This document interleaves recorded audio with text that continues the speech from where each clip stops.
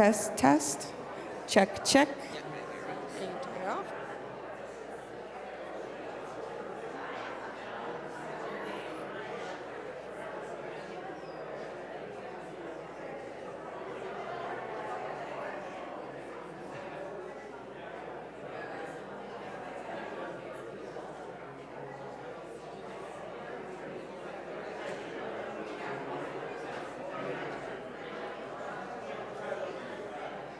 See which channel it is.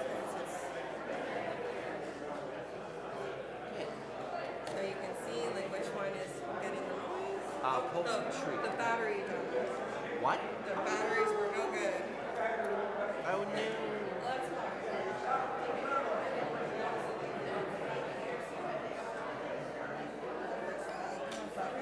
you can test that one. It's already on. Alright. This one. This was the one we already tested, so Oh, okay. technically the people at home can hear us right now. Okay. So you can go ahead and do a mic check on that one. Wait, this one? I thought that doesn't work though. Yeah, it works. Oh, okay. Boop, boop, boop, boop, boop. There you go. Great. Alright.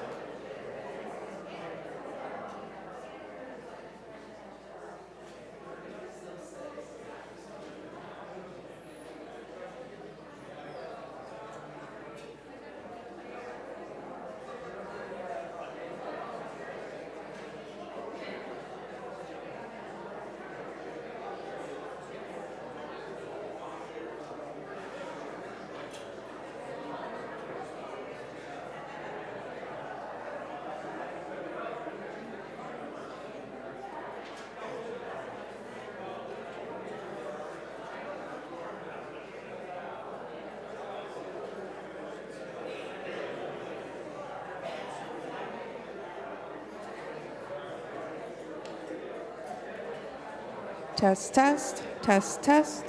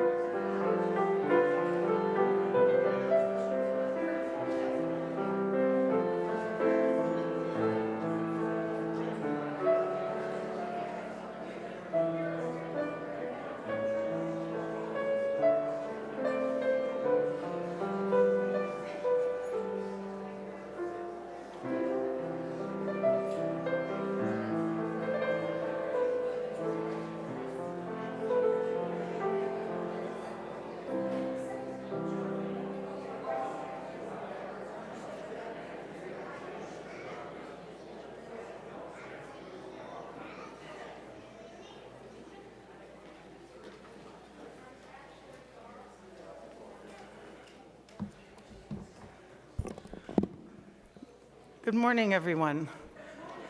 My name's Kate, and I'm delighted to be your worship associate this morning.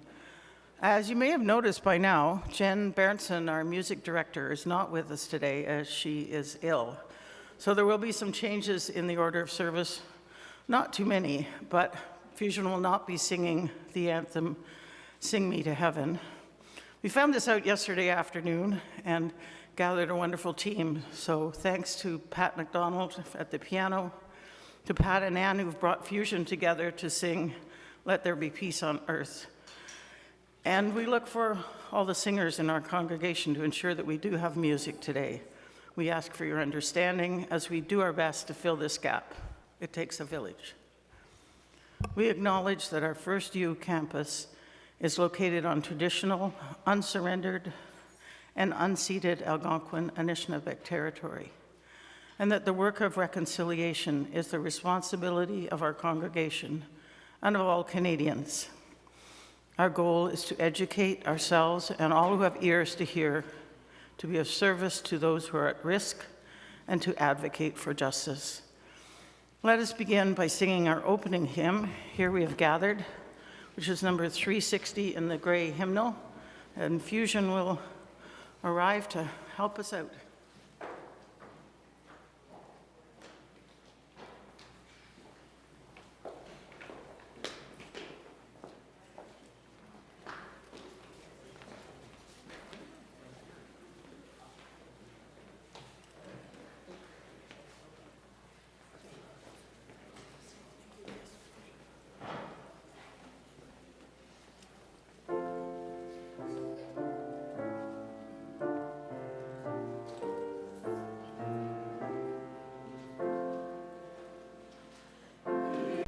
So Robin's getting a little bit discouraged, but now she sees a woman coming, and she has one of those baby carriages for twins. She has twins in the baby carriage, and Robin thinks, well, let me try her.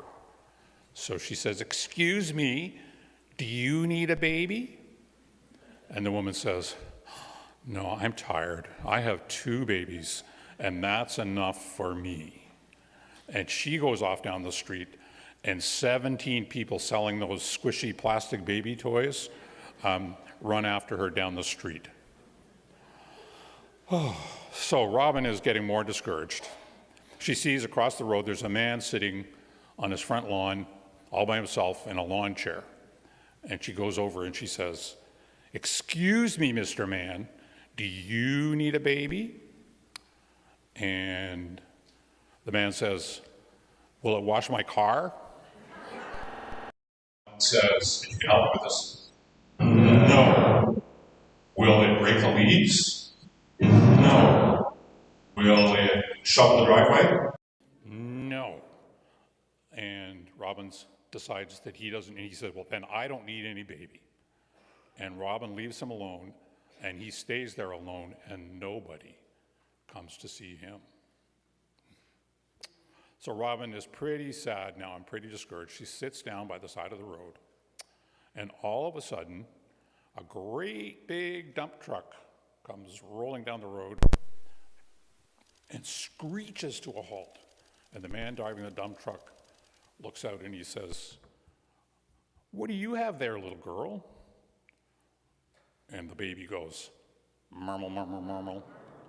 And Robin says, "I have a baby." And the man says, "What are babies good for?" And Robin says, "Well, they're good for loving and for hugging and for kissing." And the man says, "Well, then that's what I need. I need a baby." And he jumps out of his truck and grabs the baby and runs off down the street. And Robin calls after him, says, "What about your dump truck?" And he looks back and he says, "I don't need any. I have 17 dump trucks. You can have that one." So that's the story of how the baby found a home and how Robin got her very own dump truck. Now, when I tell this story, I have to remind people that, of course, and you guys in the front all know this, that if you ever did find somebody younger than you who was lost, who seemed lost, that you would know to go to talk to a parent or a teacher or somebody like that, or a police officer, somebody you could really trust. So, but we tell fun stories about lost babies. Thank you all very much. Now, I saw Reverend Eric do this last week because I watched on YouTube. Now is the point where all of you young folks who are going downstairs head out, and everybody who's here can make an arch with your arms as the children leave, and anybody who's not right here can also do an arch to make sure that they feel welcome as they go. And Pat's going to play the piece as we go.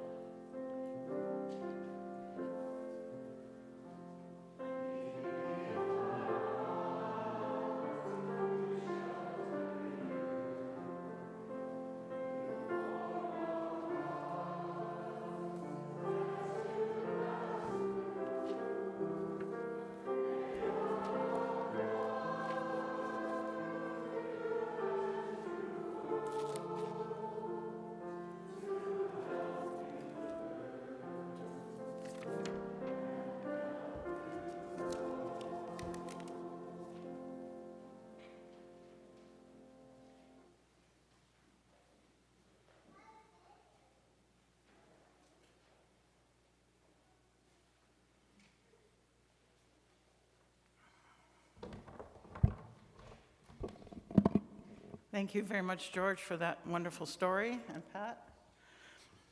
Do take care and take advantage of online opportunities at FirstU to stay in touch during this time. If you're new to FirstU and would like to learn more about us, please contact us through our email at welcome@firstunitarianottawa.ca. If you're right here in Worship Hall this morning and would like more information about FirstU, it's available at the welcome table at the back of the pews, where you'll find Jane ready to fill you in. And a note about COVID precautions. Of course, everyone is still welcome to mask as you feel comfortable. And as we know, COVID is still with us. And now here is Phil from our board to highlight our announcements for today.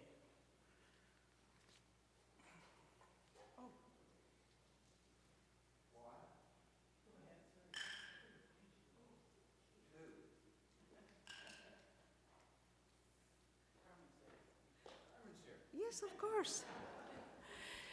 Thank you, Phil. Phil just placed 2 stones of celebration in the water for the 2 Climate Champion Awards presented by Ecology Ottawa at their Eco Gala last week. One award was to the late Sherry Watson, who we dearly miss, for her work with FirstU's Environmental Action Group. The other Climate Champion Award was to the Ajashki Project, recognized for environmental stewardship and championing sustainable ecological practices here at FirstU.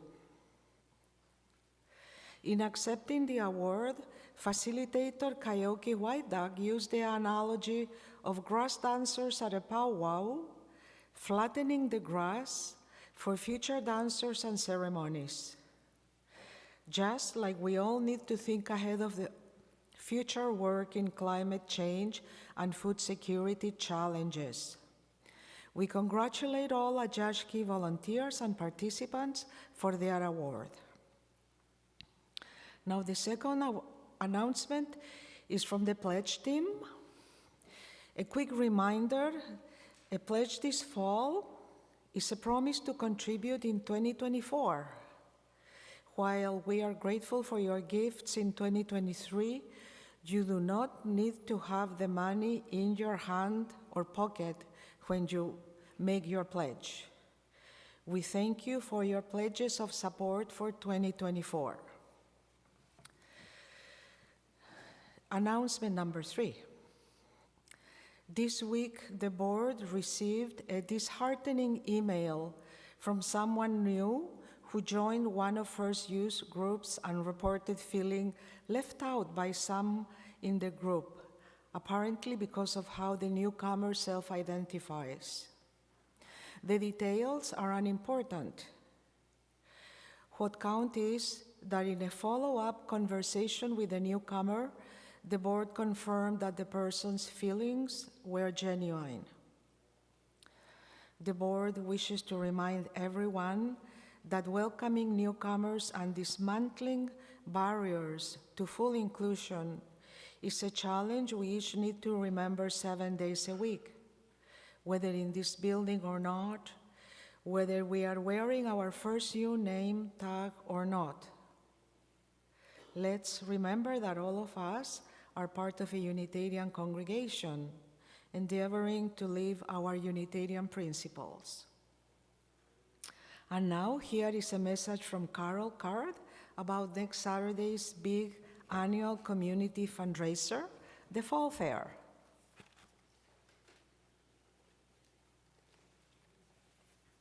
Good morning.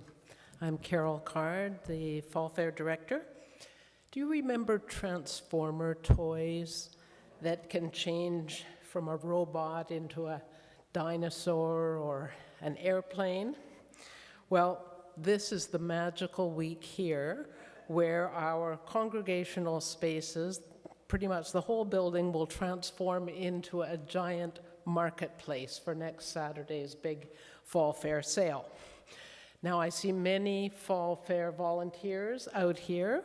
Probably most of the people I'm looking at are Fall Fair volunteers, but we still do need a few more for parking and for 3 of our sales areas. So if you can help out, you can speak to Eva Berenger or myself after, or you can contact us. The email's on the website, or it's fallfair@firstunitarianottawa.ca.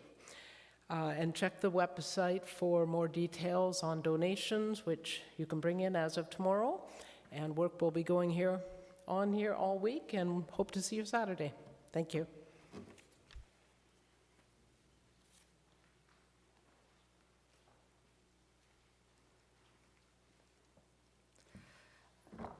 We encourage you to sign up to receive the EUU, our weekly email newsletter.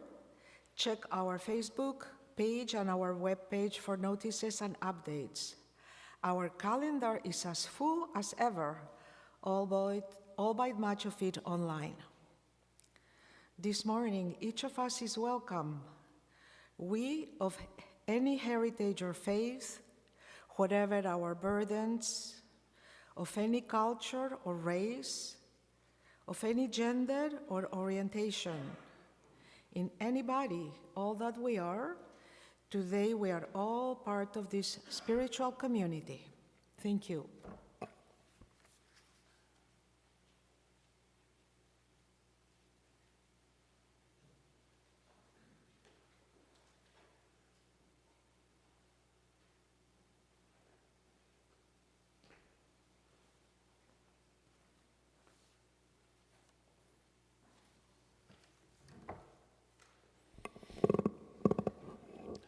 Each week, we pause in our time together in recognition of both the joy and sorrow in our lives and across the world. We honor our celebrations and challenges by placing a stone in a bowl of water. As the ripples extend outwards, we can imagine them continuing beyond the small bowl, out through and past our pews and walls, and out in the larger community of all. We have 2 stones of sorrows to mention. First of all, as Kate already said, Jennifer Bernstein, our music director, is ill. She and her family are down with COVID, and I hope we will hold them in our thoughts as they heal from this. And we learned that Sarah Craig died suddenly this week.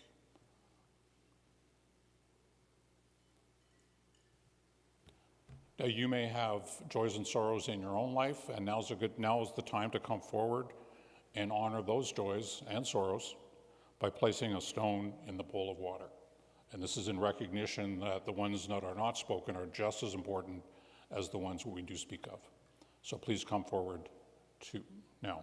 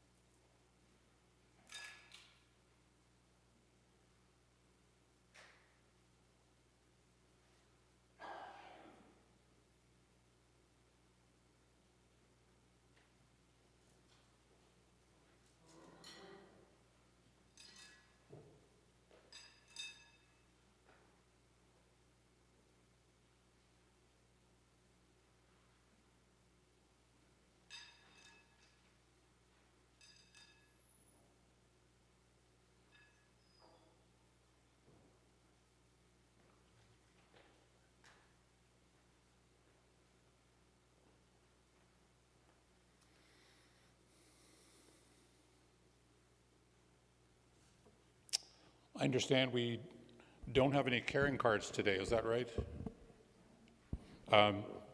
But there are often carrying cards there for you to sign. And this is a way to extend our care on behalf of those who've given much of their hearts to this community. And can I make a personal note that I have received several of these cards over the years, and it's just wonderful to get a card with so many, not everyone, but so many signatures on it. So please, when they have them, sign them. I now invite us all into a time of stillness and reflection. After several moments of silence, Pat will invite us back with the gift of music.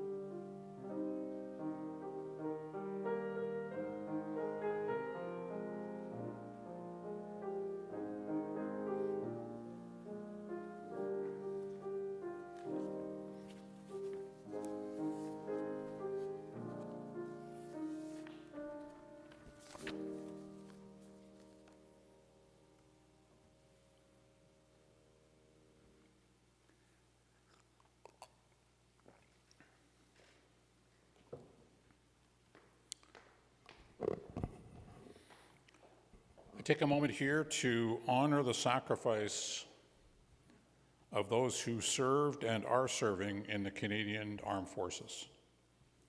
I start with my own Canadian family. My father had 3 brothers who served overseas in the Second World War. 2 came back and 1 did not. My Uncle David. All I knew of Uncle David was my father's memories and a faded photograph on the wall. 18 years old forever in his Royal Canadian Air Force uniform. He signed up, he said, according to my father, because he wanted to go and fight fascism. This loss deeply affected my father's family. As well, my 2 uncles who did return were changed with scars of body and spirit, and I honor their sacrifice. I also honor the sacrifice of many, many others who served in the Canadian Armed Forces, including more recently in Afghanistan, the Balkans, the Middle East, and other NATO and United Nations missions around the world. It is right and fitting that we took time yesterday to remember, and these few moments today, I honor their sacrifice.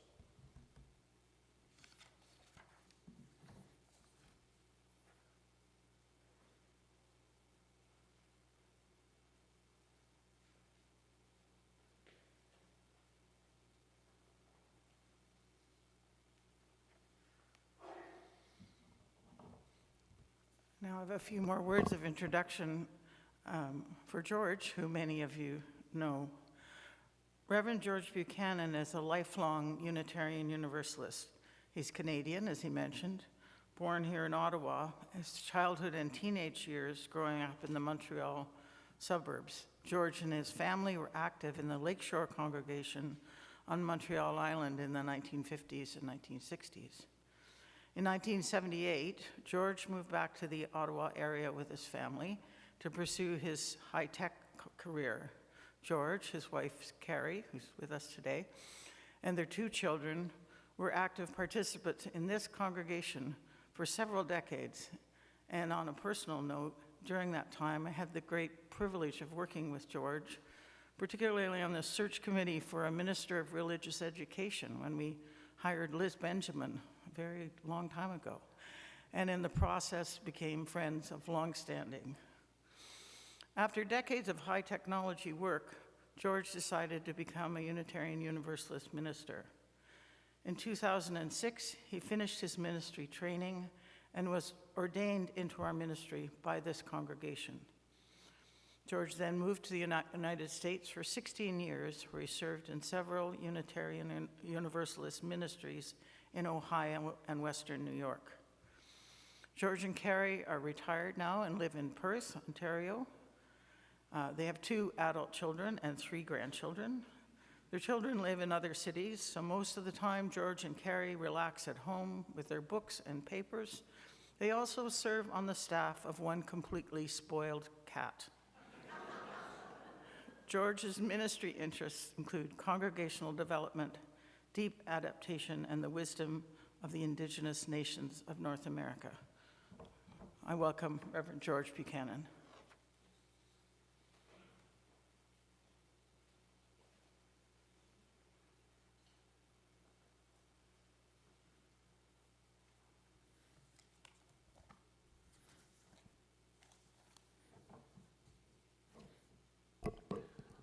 Thanks so much for those kind words, Kate. And our families have become friends and joined together many times over the years. For me, it's good to be home in many ways. First, it's good to be home here in Ottawa First Unitarian. As Kate said, this is the congregation where my wife Carrie and I were active members for many years. Our children attended the Sunday school here and youth programs. I discovered my call to ministry in the rooms and halls of this building, including downstairs. The memorial services for both my mother and my father were held right in this sanctuary. Once I was fully trained and educated, in 2006, you all were kind enough to ordain me into the Unitarian Universalist ministry. Throughout my time here, the good people in this congregation have been nothing but supportive and caring, and I deeply appreciate this. And then, as we were planning to move back, I learned that this congregation had called Eric Meeder as minister. And this is wonderful, I thought, and still think. Eric and I knew each other a little bit in Ohio, where we served Unitarian Universalist congregations in different cities, in different parts of Ohio. And Eric is someone I like and trust. So I can come home to First Unitarian of Ottawa to have Eric as my minister. Carrie and I have talked about it, and we decided to pledge during the current renewal campaign that Carmen talked about. With this in mind, I will gratefully, and I hope carefully, but still say our congregation and we in what follows. Bear with me. It's good to be home. Just so you know, Carrie and I live in Perth, which is an hour's drive or so west of here. We have family close by there, and we like our apartment and the town. Our cat is still not crazy about it, but she'll live. It's good to be making our home in Perth. In my life, I've learned to deeply value the forests and trees where I live. You can tell this is my tree stole, which I got from an American who is also a tree lover. And the forests and trees in this area feel like home to me. And they've been wonderfully on display these past few weeks, haven't they? In the fall colors. Perth and Ottawa and the Ottawa Valley are in the, scientifically, the Great Lakes St. Lawrence Forest region. And our common climax forest trees include maple, hemlock, basswood, and pine. As I said, I've lived in Ohio and in many places, I lived in other places and visited many other places across North America. Lots of wonderful forests and trees out there, some of them absolutely spectacular. And yet these forests never quite felt like home to me. For me, it is home to be it is home here. It is good to be home in this great northern river valley with all the wonderful forests and trees around us. To speak of these wonderful forests here, it is right and proper and necessary to recognize the claims of the Algonquin and Anishinaabe to these lands. I resonate very deeply with this congregation's work in recognition of this claim and our ongoing commitment to truth and reconciliation. To better understand my own place in this, I turn to the words of Robin Wall Kimmerer. Dr. Kimmerer is an Indigenous author and scientist. In her book, Braiding Sweetgrass, she writes, "Some of the wisest of Native," and she means Indigenous, elders still puzzle over the people who came to our shores. They look at the toll on the land and say, the problem with these new people is that they don't have both feet on the shore. One foot is still on the boat. They don't seem to know whether they're staying or not. Now, I don't have one foot on the boat, although several of my grandparents did, but I certainly do see that I probably have one foot still on the moving van, at least in my thoughts and feelings. I'm staying here, but sometimes I need to remind myself of this. I have homemaking work to do. This is the work needed to settle myself, really settle myself into Canada, into the Ottawa Valley, and into this precious land, the land of the Algonquin and Anishinaabe. It's good to be making a home here.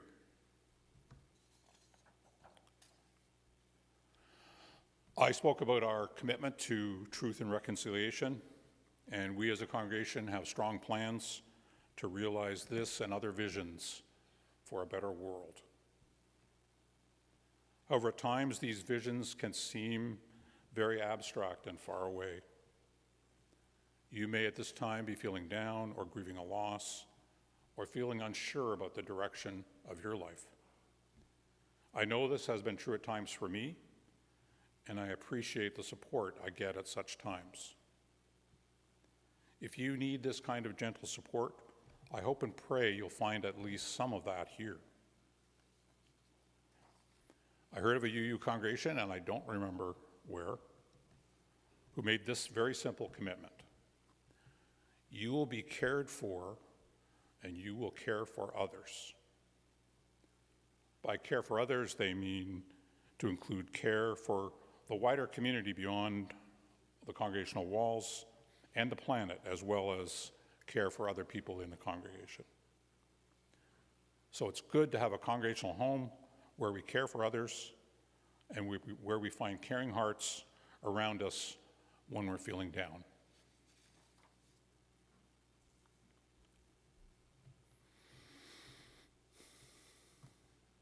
It's good to be home in Canada. We lived 16 years in the US, in the Cleveland area of Ohio, and I have many good American friends and colleagues, people I care about deeply. And yet, as the years passed living in Ohio, I knew in my heart that I was not home, and I wanted to return home. There were lots of reasons, large and small, for this feeling, and I can talk about those another time. For now, I'll just say that I am very fortunate that Carrie and I have been able to return to Canada and make, or perhaps remake, a home here.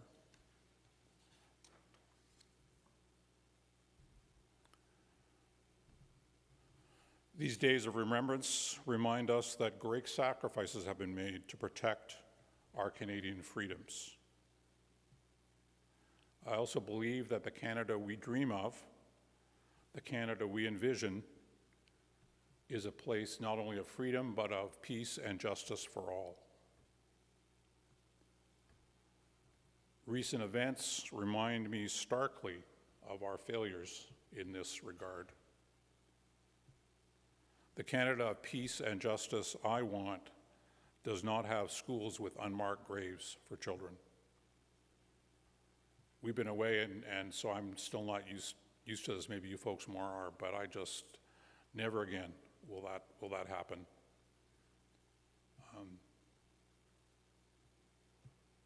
Rather, the land of peace and justice I want, the Canada I want, will see Indigenous families raising their children in safe and loving homes, as all children should be. These Indigenous children will have full opportunity to flower and mature and be all they can be, as all children should.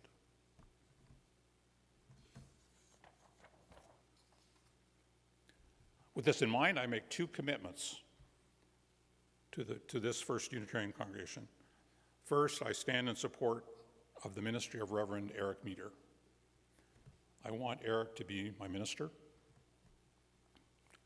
Second, I will do what I can to help move forward the truth and reconciliation work of this congregation and community.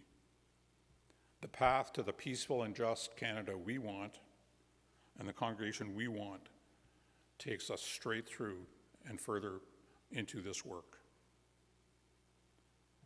Now, I'm 70 years old and retired with health challenges.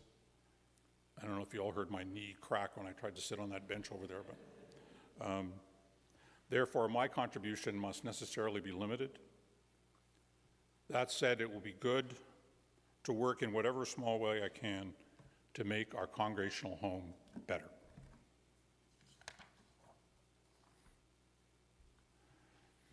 It's good to be home in so many ways, and particularly in this congregation.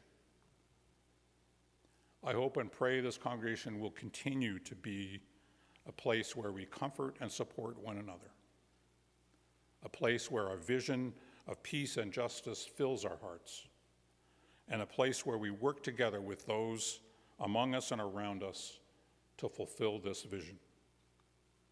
In other words, a true congregational home. May it be so.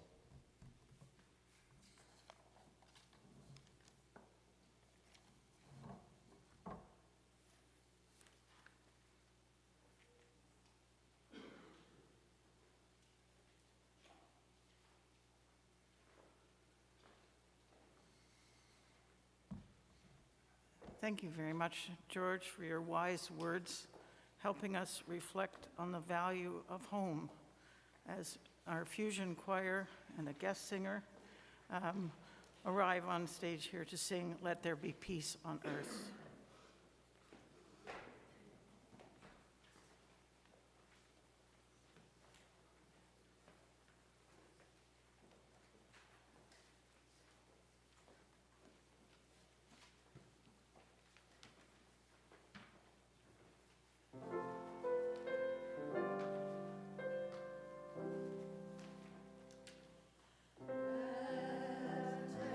there be peace on earth.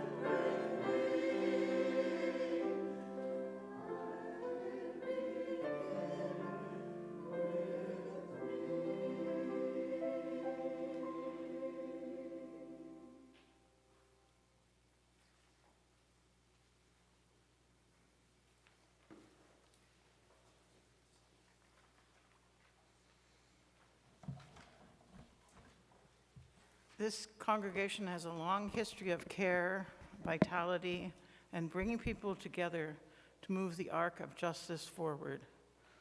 We've been able to live into our hopes and dreams because of the generosity of those within and beyond this community. I now invite the ushers to come forward with the baskets. Whether you are here in Worship Hall or anywhere else, you are part of this community. To make a gift in support of the work of this congregation, you don't need to use the baskets that are now beginning to make their way among the pews. Wherever you are, you're invited to go to our website or contact our finance manager to find out how to make a donation or keep up with your pledge. Our gifts are freely given and gratefully received. We dedicate these gifts to the work of this community of faith, serving human wholeness, caring for the planet, upholding religious freedom, welcoming the stranger, and loving one another. Just before our final hymn, George will say a few words of introduction. It is actually number 348 in the hymnal. There was an error in the order of service. I also have a request from the Fall Fair people that as you leave, if you could bring the hymnal from your pew and a few from around you to the office at the end of the service. That'll help us get ready for next Saturday. Thank you. We'll now sing Guide My Feet, following some words of introduction by George.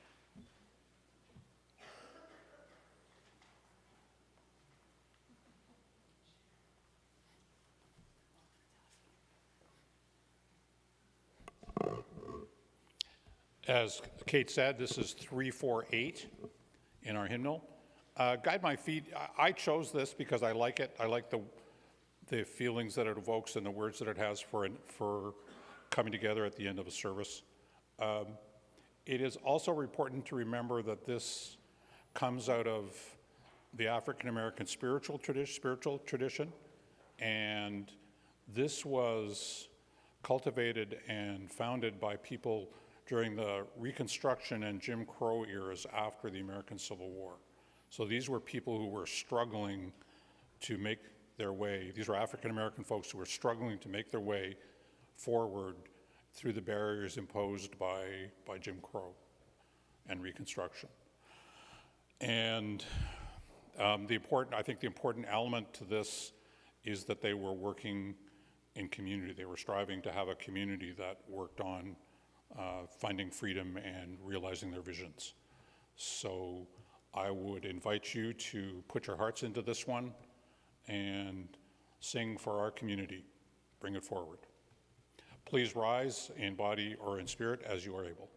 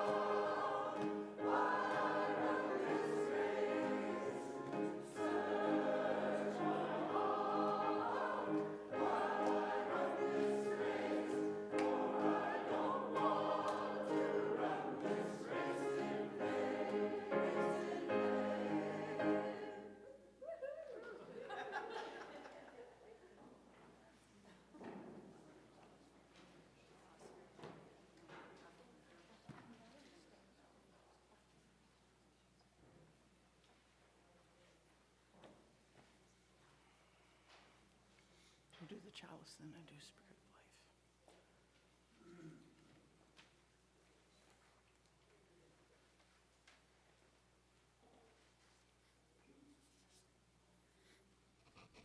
Fusion Choir is staying up here to help us with Spirit of Life. But before we do that, let me just take a personal moment to thank some folks, and there are too many volunteers for me to thank, but let me at least remember Jen Bernstein, who, even though she's not here, gave me wise guidance in preparing for the service and organizing it. Jody McIntosh, who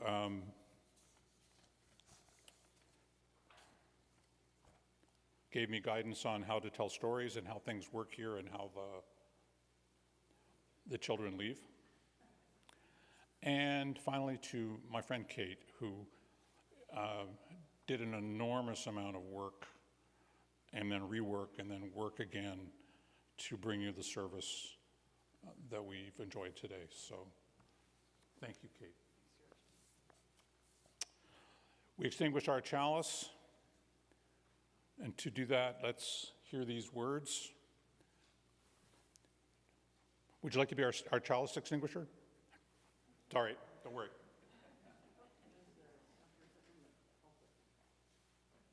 Just blow it out if you did before. Thank you very much. We extinguish this flame, but not the light of truth, the warmth of community, or the fire of commitment. These we carry in our hearts until we are together again.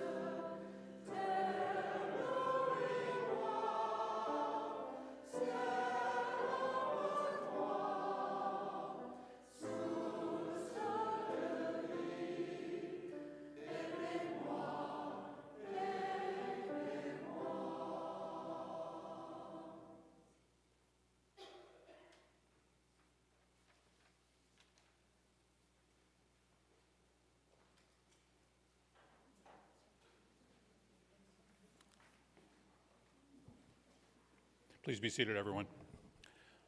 I close with these words of benediction. May we bless one another and keep one another and make our faces to shine upon one another as we go in peace.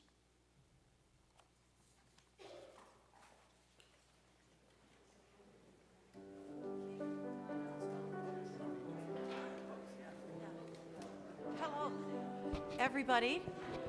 Everybody, this is the first chance you get to transform the church into a sale. All the books go to the office. If you can, take your hymn book to the office. Rule, thank you. I did mention it. Oh, you did? Okay. Yeah. I didn't hear you. I didn't hear you. Oh, okay. You were back here. Oh. When I did it after the office.